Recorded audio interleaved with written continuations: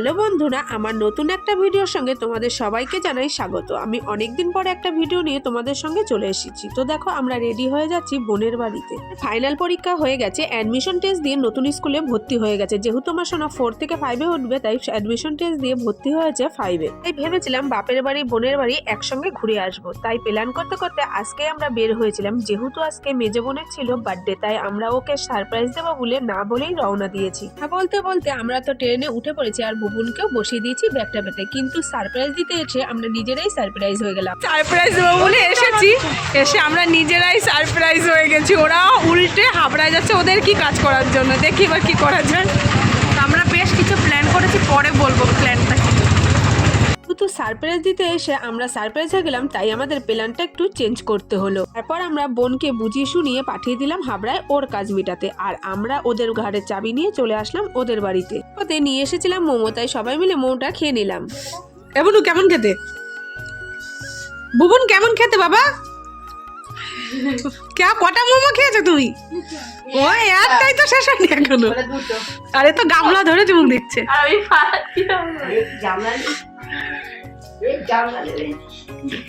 পরে আমরা আমাদের মোমোটা খাওয়া শেষ করে শুরু করে দিলাম আমাদের ঘরটা একটু সাজানো। মানে বোনকে যে সারপ্রাইজটা দেবো সেটাই প্রস্তুতি নিচ্ছিলাম আমরা। আর মাসিকে করে দিয়েছিলাম চা, মাসি চা খাচ্ছিল। এই দেখো, আমরা ঘরটা এরকম ভাবে সাজিয়েছিলাম। আর এই যে দুটো কেক দেখছো, একটা কেক নিয়েছিলাম আমি, আর একটা আমাদের সন্টি নিয়েছিল, মানে আমার বোনের মেয়ে নিয়েছিল। এই নিয়ে আমরা দুবার দরজা খুলতে গিয়ে খুললাম না, ওরা আসেনি। আর আমরা মনে মনে ভাবছি যে ওরা চলে এসেছে। যখনই গাড়িটা করছে মনে হচ্ছে চলে এসেছে, কিন্তু ওরা আসেনি।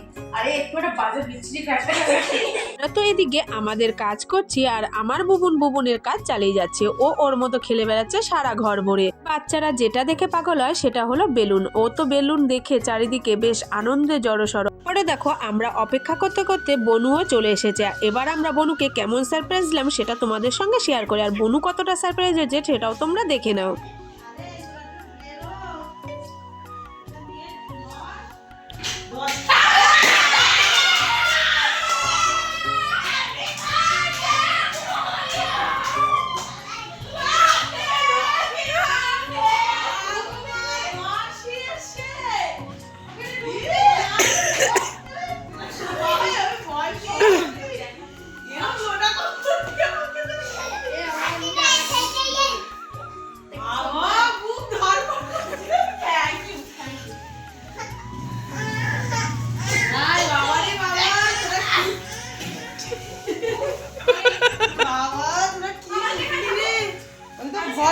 ফিলিংটা কেমন?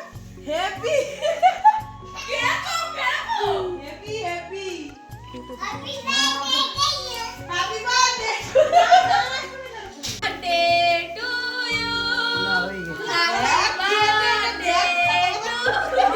তো দেখেই নিলে যে বনু কতটা সারপ্রাইজ হয়েছে আর আমরা সবাই মিলে কতটা আনন্দ করলাম। এরপর ছোট বোন না আসতে একটু লেট করেছিল। আমাদের কেকটা কাটা হয়ে যাওয়ার পরপরই বনু এসেছিল। তারপর আমরা সবাই মিলে একসঙ্গে কেকটা কেটে একটু খেয়ে নিলাম। পরের দুষ্টুমির পালা হচ্ছে পুচুনু আর হচ্ছে বুবুনের। ওরা দুই বোন তো অনেকদিন পর দেখা হয়েছে, তাই দেখো দুই বোনকে এক জায়গায় বসিয়ে দিলাম আর ওরাও দুজন মিলে খুব খেলা করছিল।